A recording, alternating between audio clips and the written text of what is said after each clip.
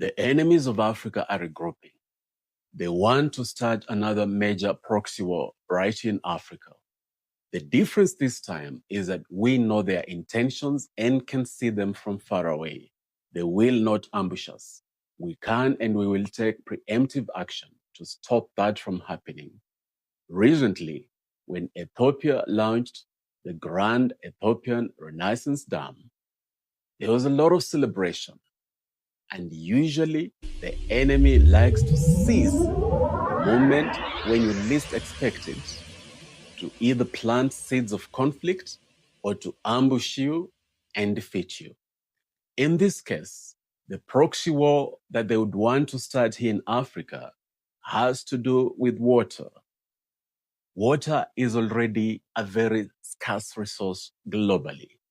When you look at regions like Kashmir region, the fight there is not just about the territory, but it is about the fact that 3 major rivers have their origins in the Kashmir region. Hence, that decades-old conflict between Pakistan and India. So here in Africa, they are going to use the Nile River to start another conflict, and it will, on the surface of it, appear like a conflict between Ethiopia and Egypt, but in reality, it's going to be a proxy war. You are going to see the major players begin to realign. They are going to begin to realign so that there are those who will quietly begin to ensure that Egypt is in a strong position, an even stronger position, to begin taking action to fan those flames of war. You will also see those who supposedly mean well stand by Ethiopia. They are going to be in the shadows, pulling strings that are supposedly helping Ethiopia. You are going to see them use all tools in their evil toolbox, including even triggering another civil war in Ethiopia, which is why at this point, we must make concerted calls to our brothers and sisters in Ethiopia, from the Oromo community, from the Tigray community, from the Amhara community, from all the communities in Ethiopia. We must not lose sight of who the enemy is. The enemy is not, we are not each other's enemies. We as the African people must stop treating each other as enemies. It will be especially critical in Ethiopia because that Tigrayan war already left hundreds of thousands of people dead, millions displaced. And it is so easy for the real enemy to fan those flames again, so that what will then look like a civil war will in reality be yet another proxy war, just like the case in Sudan. So we must be vigilant. We must be solution-oriented. You know, time is ripe for pragmatic solutions. We cannot just issue calls that don't do this or do this. We have to look at pragmatic solutions. And as regards water, you cannot put all your eggs in one basket. Let us go back to 1983 and learn a little something from Muammar Gaddafi. That is the year that he began work on the Great Man-Made River that tapped into the largest freshwater aquifer in the world, that ended up providing water for 70% of Libyans.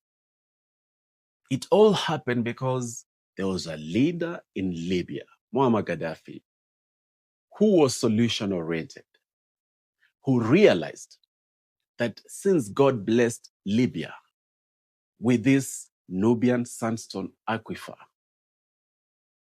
I can begin to tap into it so that the Libyans can benefit. Now, that Nubian sandstone aquifer has been 40,000 years in the making. It dates back to a period when Northern Africa was a lush green paradise. It's not just beneath the land of Libya. It is also beneath Egypt, Chad, and Sudan. This means that a vast region of the Sahara actually hides incredible amounts of water.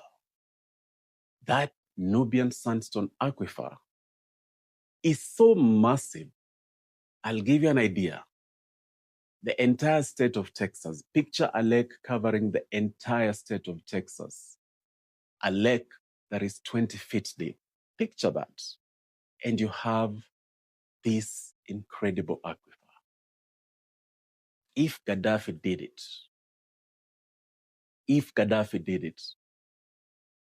in 1983, it means that today, Chad, Libya, Sudan,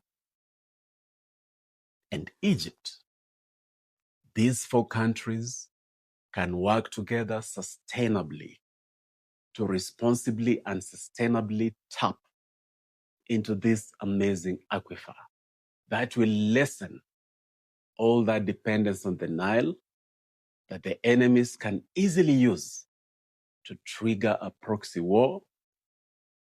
And they will smile all the way to the bank, even as thousands and thousands of Africans die and millions are displaced.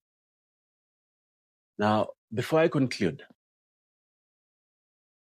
it's time to also begin unveiling who are these enemies of Africa. The first thing that you should know is that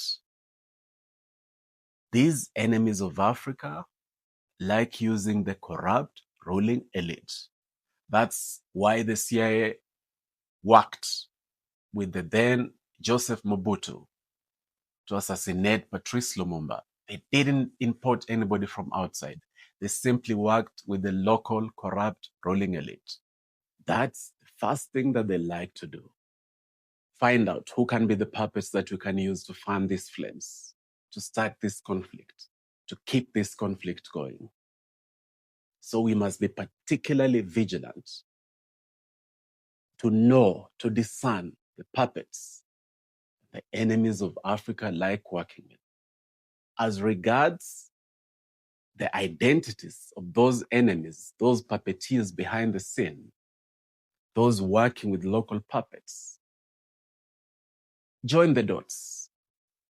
You just have to look at the major powers that have exploited Africa for decades, that continue to do so. You just have to look at the new entrants. Ask yourself, who are the people who are fanning the flame? Who are the people who are fanning the conflict in Sudan? Who are the geopolitical players that are fanning the conflict in Sudan? Ask yourself, what are the major global powers that are benefiting not just from the conflict in Sudan, but the conflict in Congo? The answer to that question begins to reveal to you the enemies of Africa, the puppeteers behind the scenes that are pulling the strings from the shadows.